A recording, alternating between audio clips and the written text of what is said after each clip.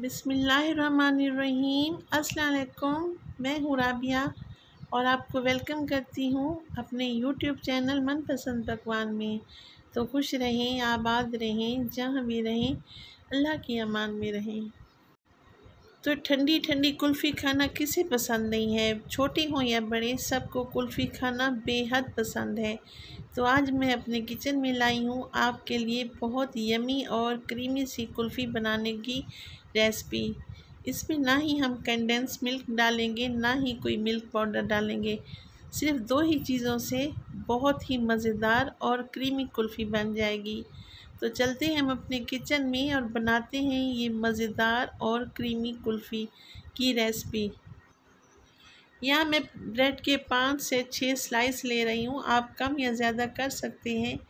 और एक juicer blender लूँगी, इसमें हम इसके छोटे छोटे पीसेस करके डाल देंगे और इसके कॉर्नर्स भी हम इसी के अंदर शामिल कर देंगे। वो मैं क्यों शामिल कर रही हूँ ये मैं आपको बाद में बताऊँगी।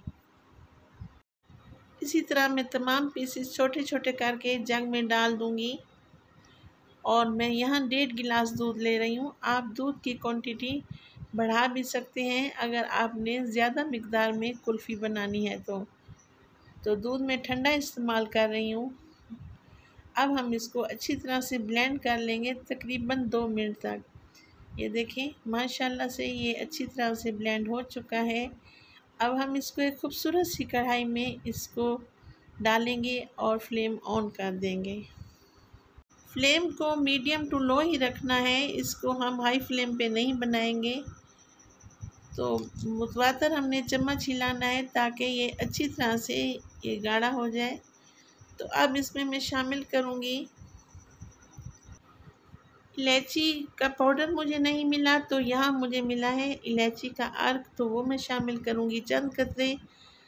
तो इसकी बहुत ही प्यारी प्यारी सी खुशबू आ रही है। ये देखिए माशाल्लाह से ये काफ़ी हद तक बहुत थिक हो चुका है। तो अब मैं इसमें शामिल करूँगी शुगर। यहाँ पे हाफ़ कप मैंने शुगर शामिल की है, आप कम या ज़्यादा कर सकते हैं। तो वीडियो अगर इस स्टेज पर आप लोगों को ज़रा सी भी अच्छी लगे तो लाइक करें, सब्सक्राइब करें और अपने फैमिली फ्रेंड में भी शेयर किया करें। आप लोगों का बेहद शुक्रिया। यहाँ पे एक मुट्ठी भर के मैंने पिस्ता और बादाम डाल दिया है। हम इसके अंदर भी पिस्ता और बादाम शामिल करेंगे और जब हम इसको डिश आउट करेंगे फिर भी हम इसके ऊपर पिस्ता और बादाम लगाएंगे। ये देखिए गाढ़ा सा मवाद बन चुका है। अब दोबारा से मैंने इसको जूसर ब्लेंडर में डाला है।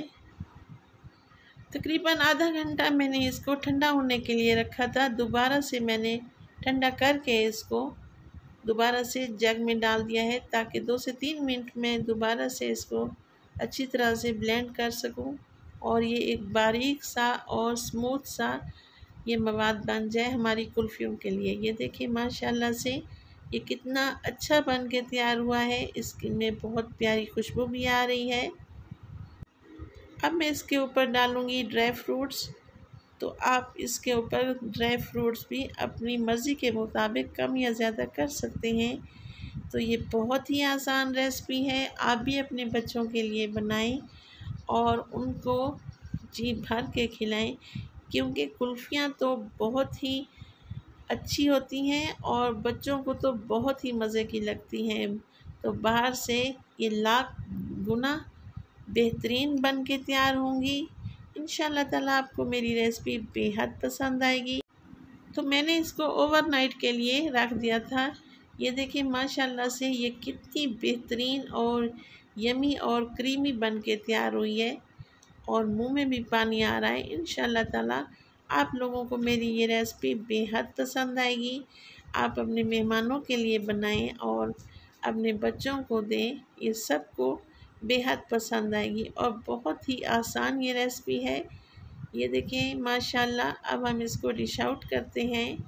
माशाल्लाह अल्हम्दुलिल्लाह ये बहुत बेहतरीन बन के तैयार हुई है। तो आप भी अपने घर में ये ज़रूर बनाएं।